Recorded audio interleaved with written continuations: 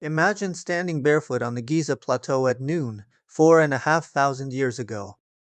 The sand beneath your feet is so hot it feels like walking on hot coals, your skin practically sizzling with every step. Sweat drips into your eyes, salty and stinging, as the desert sun presses down on your shoulders like a physical weight. Now imagine that same night. The temperature has crashed.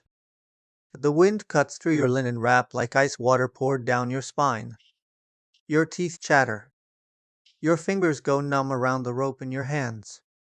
Two extremes. One brutal desert, and in the middle of it, ordinary men are about to build the most precise structure the ancient world has ever seen. No cranes. No engines. No electricity. No modern surveying equipment. No steel cables. Not even the wheel being used for heavy transport. Just human muscle, wooden sleds, and stone tools, against blocks weighing as much as a small elephant. On paper, it sounds impossible. So how did a Bronze Age civilization, without a single machine, move over 2 million limestone blocks, some weighing more than 80 tons, and stack them into a structure so precise it's aligned to true north within a fraction of a degree?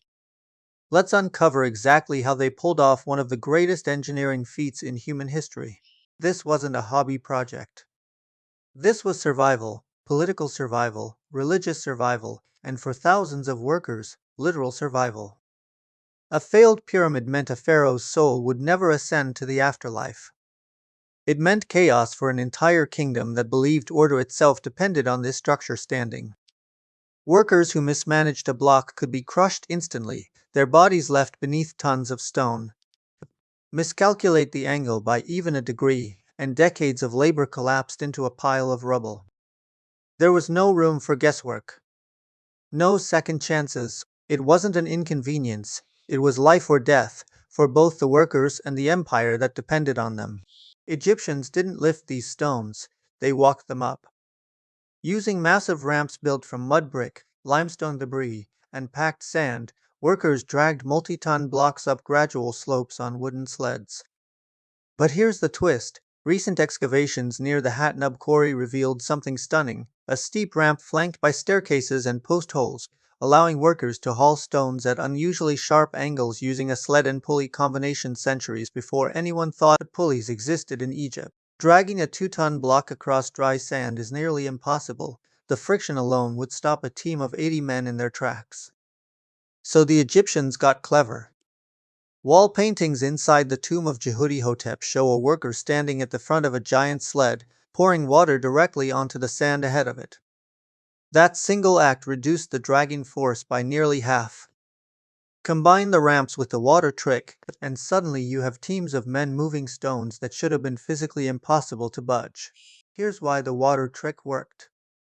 Dry sand grains sit loosely, creating high friction and unpredictable resistance.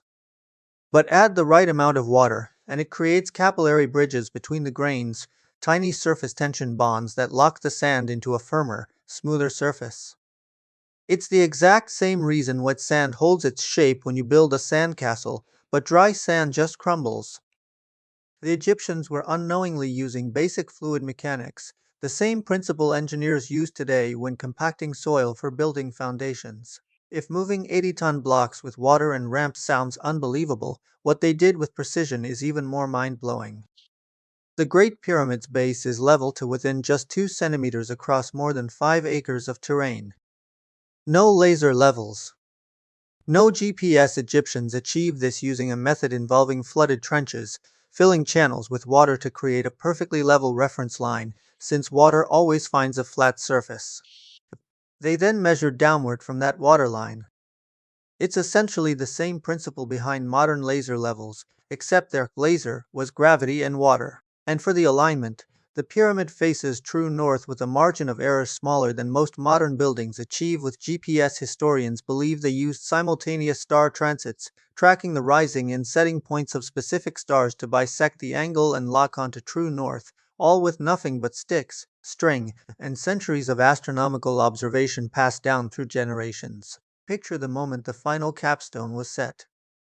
Thousands of workers, coated in dust and sweat, stepping back to see something no human eyes had ever witnessed, a mountain of stone reaching 146 meters into the sky, its white limestone casing blazing like a mirror under the desert sun, visible for miles across the flat horizon.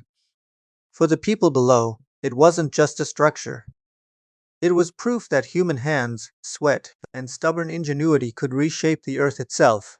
Today, engineers and archaeologists are still studying these methods, not just out of curiosity, but for real application.